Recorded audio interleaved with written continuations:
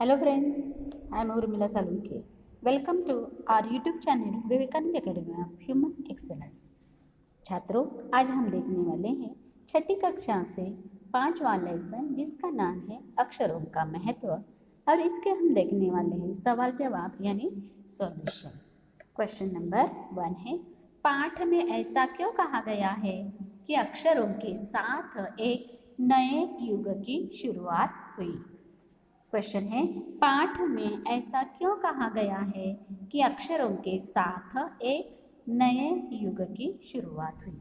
Solution है, पाठ में ऐसा इसलिए कहा गया क्योंकि पाठ में ऐसा इसलिए कहा गया है क्योंकि अक्षरों की खोज से पहले मानव सभ्यता का कोई लिखित इतिहास नहीं मिलता, परंतु अक्षरों की खोज के पश्चात मानव ने इतिहास को लिखना आरंभ किया और मानव द्वारा अर्जित मतलब कि मानव द्वारा जो निर्माण किया गया है वही इन्हीं अक्षरों के ज्ञान ने मानव को प्रगति पथ पर बढ़ाने व उसे सभ्य बनाने में महत्वपूर्ण भूमिका निभाई।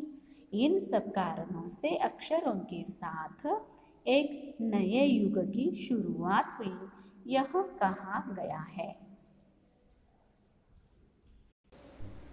क्वेश्चन नंबर 2, अक्षरों की खोज का सिलसिला कब और कैसे शुरू हुआ।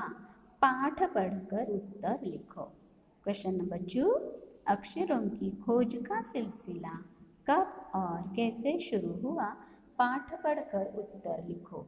सॉल्यूशन है, अक्षरों की खोज करीब 6000 साल पहले की मानी जाती है। इससे पहले मानव के पास अपने विचारों व भावों को व्यक्त करने का कोई साधन नहीं था। उन्होंने जानवरों, पक्षियों और मानवों के चित्रों द्वारा अपनी अभिव्यक्ति को प्रकट किया। धीरे धीरे इन चित्र संकेतों का स्थान भाव संकेतों ने ले लिया। इससे उन्होंने और अच्छी तरह अपने विचारों व भावों को मानव, सूर्य, चंद्रमा व देवी देवताओं के रूप में दर्शाना आरंभ किया और धीरे धीरे अक्षर अस्तित्व में आए। देखो कि अक्षरों की खोज करीब 6000 साल पहले की मानी जाती है। तब आदमियों ने क्या किया कि उन्होंने चित्रों द्वारा अपनी अभिव्यक्ति मतलब अपने विचार प्रकट किए थे। क्वेश्चन नंबर 3, अक्षरों के ज्ञान से पूर्व मनुष्य अपनी बात को दूर दराज के इलाकों तक पहुंचाने के लिए किन किन माध्यमों का सहारा लेता था। क्वेश्चन 3, अक्षरों के ज्ञान से पूर्व मनुष्य अपनी बात को दूर दराज के इलाकों तक पहुंचने के लिए किन किन माध्यमों का सहारा लेता था। सॉल्यूशन है, पहले मनुष्य अपनी बात को दूर दराज के इलाकों तक पहुंचाने के लिए पशु पक्षियों, आदमियों, सूर्य तथा चंद्र आदि के चित्र बनाकर भाव संकेत का क्या करता था, सहारा लेता था। जैसे एक छोटे वृत्त के चारों ओर रेखाएं खींचकर सूर्य का चित्र दिया जाता था। बाद में यही चित्र धूप व ताप के लिए काम में लाया जाने लगा। बहुत समय बीत जाने के बाद अक्षरों की खोज हुई। अक्षरों की खोज का सिलसिला यह 6000 वर्ष पहले आरंभ हुआ था। क्वेश्चन नंबर 4, भाषा का विकास पहले हुआ, अक्षर और लिपि का बाद में। बोली गई भाषा को अक्षरों की मदद से लिखा जा सकता है। कई लोग ऐसे भी होते हैं जो अक्षर नहीं पहचानते पर भाषा अच्छी तरह जानते हैं। ऊपर की पंक्तियों को ध्यान में रखते हुए भाषा और अक्षर के संबंधों के बारे में एक अनुच्छेद लिखो। सॉल्यूशन है, मनुष्य की उत्पत्ति के साथ ही भाषा का आरंभ हुआ। आरंभ में मनुष्य आदि मानव था, उसका मानसिक विकास नहीं हुआ था।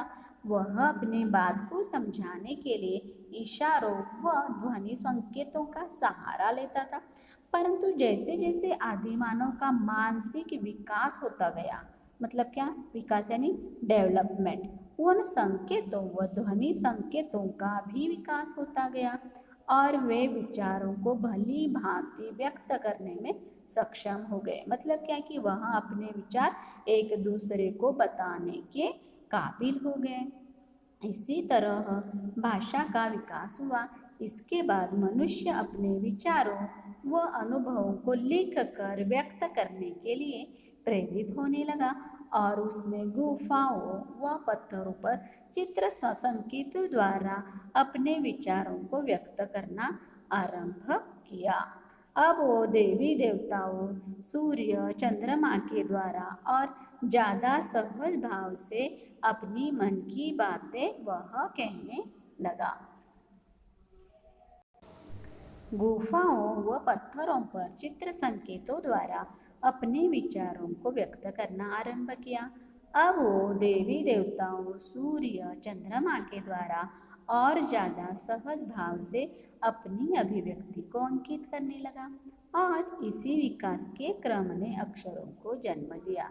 इसी के साथ मनुष्य ने इतिहास को अक्षरों की सहायता से लिपिबद्ध करना आरंभ किया। आज विश्व के हर कोने में अनेकों भाषाएं बोली जाती हैं और उन्हें लिपिबद्ध किया जाता है। यदि मनुष्य ने भाषा की खोज नहीं की होती तो हमें आज अक्षरों का भी ज्ञान नहीं होता। ये दोनों एक दूसरे के पूरक हैं, एक के बिना दूसरे का कोई अस्तित्व नहीं है। यदि मनुष्य को भाषाओं का ज्ञान है तो वो दूसरे मनुष्यों को अपनी बात समझा सकता है, परंतु अगर उसको अक्षरों का ज्ञान नहीं है तो वो अपने विचारों और अनुभवों को लिख नहीं सकता या फिर दूर बैठे अपने किसी संबंधी को अपना समाचार भेज नहीं सकता, अपने अनुभवों को लिख नहीं सकता।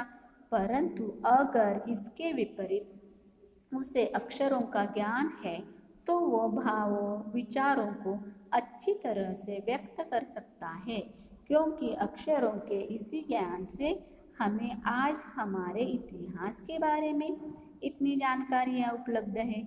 आज किसी भी देश, जाति, धर्म व जगह से संबंधित जानकारियाँ हमें मनुष्य द्वारा लिपिबद्ध की गई पुस्तकों से प्राप्त होती हैं। अन्यथा अगर भाषा व अक्षरों का विकास न हुआ होता तो हमें महत्वपूर्ण जानकारियों से वंचित रहना पड़ता और हम इतिहास के बारे में हमेशा अनभिज्ञ मतलब हमें उसके बारे में कोई भी जानकारी नहीं मिलती। इसी से अक्षरों के ज्ञान ने मनुष्य को सभी जीवों में श्रेष्ठ बनाया है।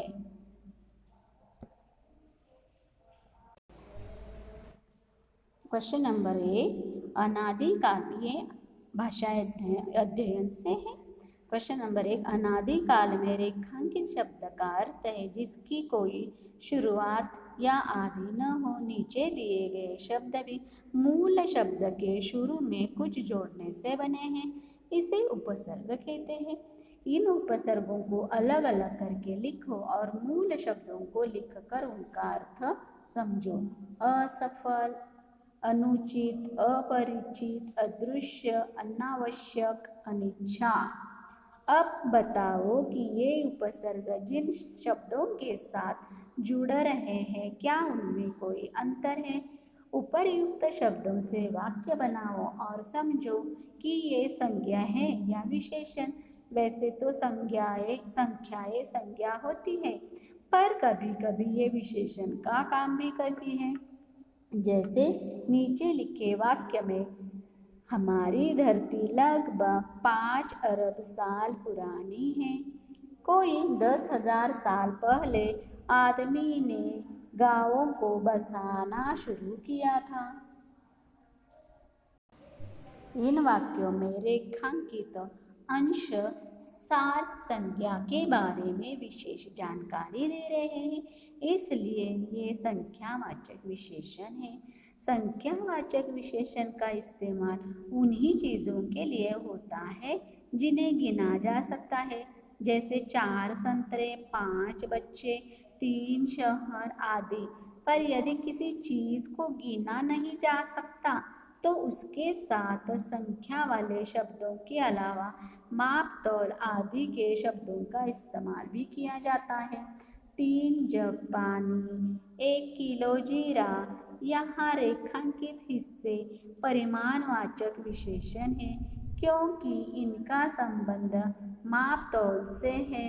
अब नीचे लिखे हुए को पढ़ो। खाली स्थानों में बॉक्स में दिए गए माप तौल के उचित शब्द छांट कर लिखो। प्याला, कटोरी, एकड़, मीटर, लीटर, किलो, ट्रक, चम्मच। 3 डैश, 6 खीर, कपड़ा, 2। इसके सॉल्यूशन है हाँ, उनके अर्थों में अंतर आ जाता है। अ उपसर्ग लगा देने से प्रायः शब्दों के अर्थ विपरीत हो जाते हैं, जैसे सफल से असफल, उचित से अनुचित, परिचित से अपरिचित, दृश्य से अदृश्य, आवश्यक से अनावश्यक, इच्छा से अनिच्छा। 3 कटोरी खीर, 6 मीटर कपड़ा, 2 प्याला कॉफ़ी, 1 लीटर दूध।